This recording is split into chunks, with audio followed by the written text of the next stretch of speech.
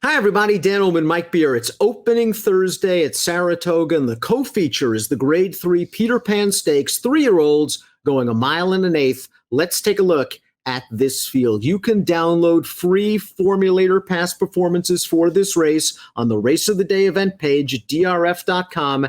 Access them, handicap along with us. It's an intriguing group of horses, to be sure, Mike. Modernist, a winner of one of the divisions of the Grade 2 Risen Star, third in the Grade 2 Louisiana Derby. This is a very important race for the Belmont trainee as he attempts to bounce back off a disappointing effort in the Belmont.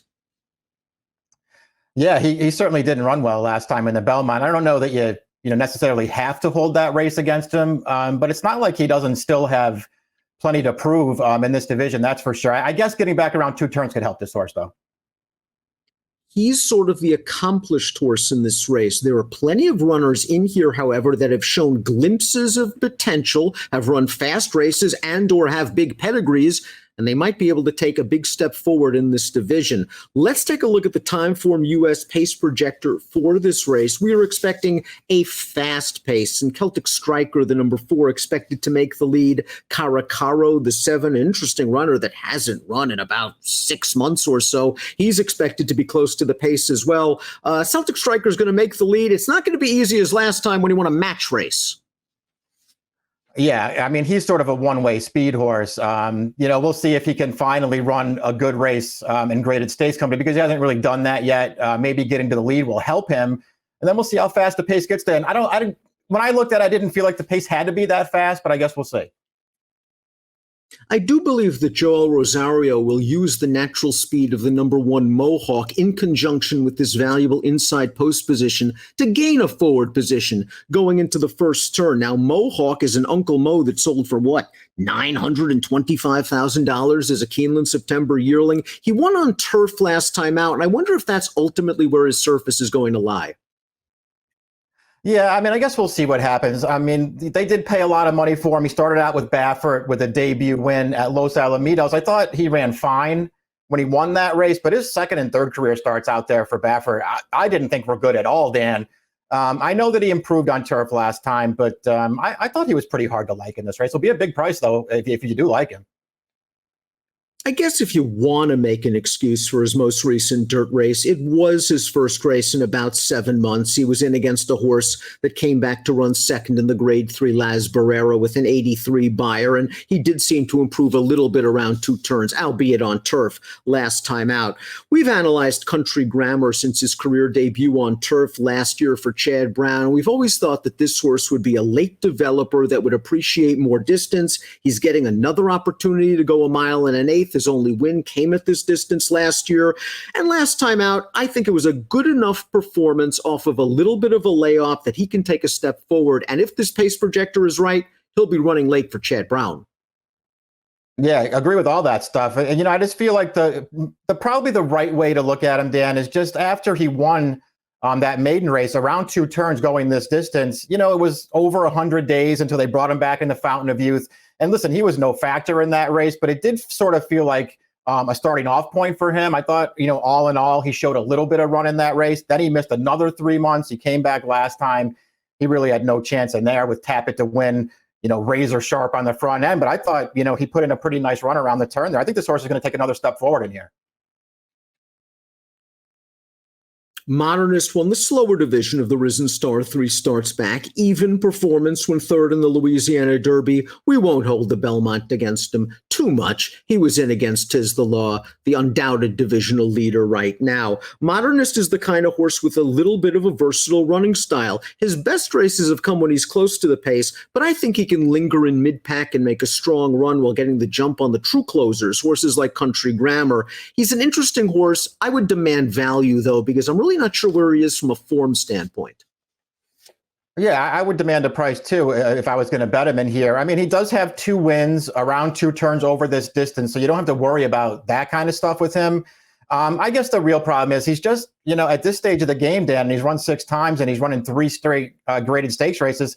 He's just not that fast. Maybe he'll get the right trip in here, and maybe some of these other horses will still need a little more time to get to where he is.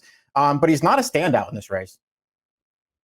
Celtic Striker, the number 5, really broke through last time out in the easy goer. But listen, let's watch the race. There were only 2 horses in the race. The other one, Sonneman, is not a speed horse. Celtic Striker got the right ride. Manny Franco took the race to Sonneman early. We see him extend. And yes, the winning margin is 19 3/4 lengths, but the winning Buyer's speed figure is also a rather paltry 80. They're going further this time with Celtic Striker. He's going to be pressured a lot more on the backstretch. And while I'm a fan of this horse, he's a likable little horse trained by Ray Handel. This is a tough, tough spot. Yeah, he is a pretty nice little horse too. And listen, maybe if he manages to clear off in here, maybe he'll be really tough. But there are questions about, whether he's a true graded stakes horse, and there are questions about how far he wants to go too. If you throw out the Florida Derby debacle for the number 5 Candy Tycoon, where he was in against Tiz the Law, you've got one solid race after another, a graded stakes placing in the Fountain of Youth, while well behind Ate Indian, and his most recent start, this race at Oaklawn Park, where he finishes second to a nice horse. Rushy is the gray that wins this race. Candy Tycoon is going to get up for second. After this race, Rushy then ran third in the Santa Anita Derby behind Honor AP and Authentic with a 97 Buyer, and then last week ran third in the Bluegrass behind Art Collector and Swiss Skydiver with a 91 Buyer. Rushy's a nice horse, and Candy Tycoon was rushing at Rushy at the end of this race. I have a feeling a 1 1/8 will be okay, and Todd Fletcher, he's pretty good in these kind of races. Yeah, I agree with that. I mean, if nothing else, this horse has really improved since they stretched him out. It took him a while to get good. He started out with a little bit of a reputation and kept losing at short prices. But once they got him stretched out, he really did start to take steps forward. I thought he ran fine last time, Dan. You saw him sort of rally into second late there, but I don't know. I was wondering if that was kind of a mirage in that race, because overall he got a really good trip. He was up close the entire way and then never made any ground until like the last 50 yards or so. So I'm not really sure how much running he did, but he certainly appreciates distance. I think he's interesting at a price.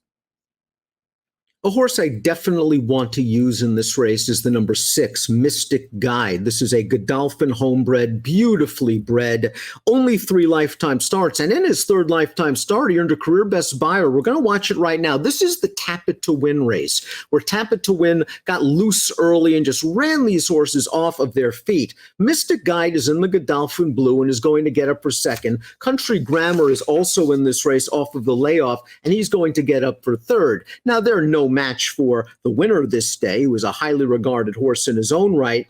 Mystic Guide, I thought, again, ran well off a little bit of a layoff. The 1 1/8, considering his pedigree, shouldn't be an issue. He has the right running style if the pace is fast. And again, he's all upside.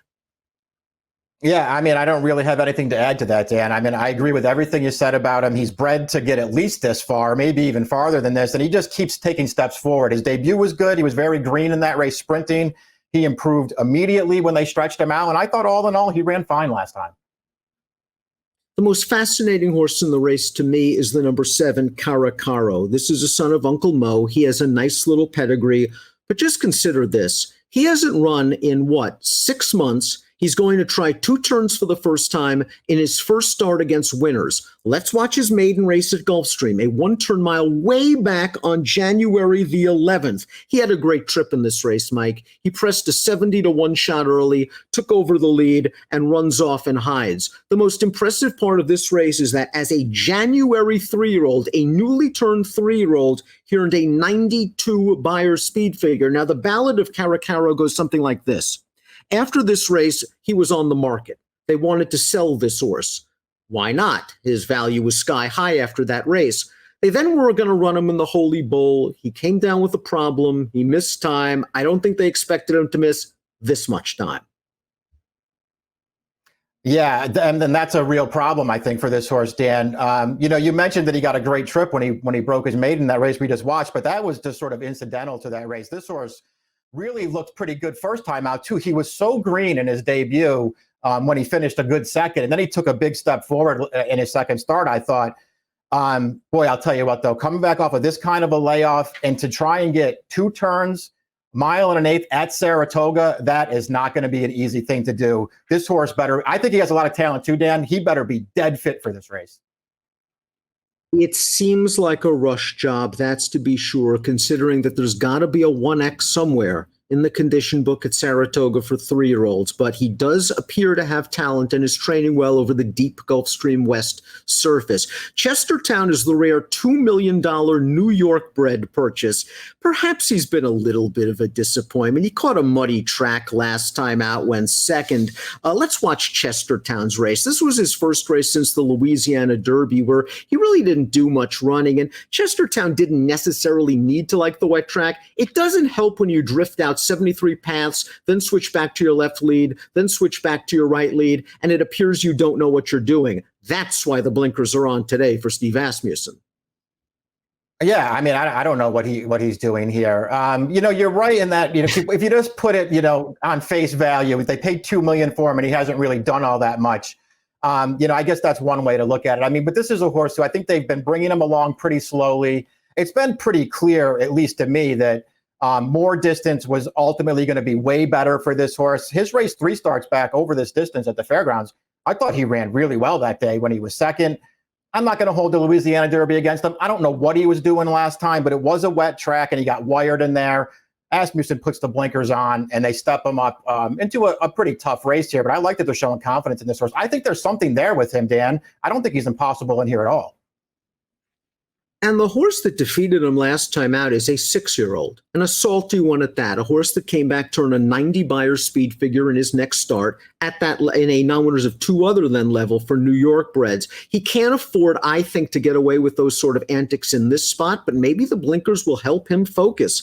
Cazzarelli completes this field. Dylan Davis aboard for Tom Amos, who's having a very nice year with his 3-year-olds. That being said, Cazzarelli, a horse that made his career debut for a $15,000 maiden selling tag, is in tough. Had a little traffic issue last time out in a race where he finished directly ahead of a horse that came back to earn only an 82 Beyer. Yeah, I mean, he was facing older horses last time. I, personally felt like he was probably going to win that race. I don't know if you agree with that or not, but he did run up on horses pretty badly around the second turn there, and he was making a big move at that point. I don't know what all that means, though, Dan, because 2-back at Oakland in an allowance race, I mean, he really didn't do that much running at all behind Candy Tycoon. I didn't like that performance from him one bit. Let's take a look at our top selections for the Grade 3 Peter Pan Stakes, the co-feature on opening day Thursday at Saratoga. Mystic Guide is Mike's top pick. He's the only other one I want to use. I'm just fascinated with Kerokero. I love the way he won that race. It is a gigantic ask if he can do this. He's probably going to have to be a rare talent to win this race, but I think the price will be okay. I think David Aragona has him at 6-1 on the morning line, and maybe he'll drift a bit off that. But for me, it's the 7 and the 6 in any kind of multiple race wagers. Yeah, I'm going to use mostly the 6 and the 2, and they're exiting the same race. But I really feel like they both fit this race, really well. I think especially the distance for both of them, really, but certainly for Country Grammar, I think it really works to their advantage. They were the 2 horses I wanted.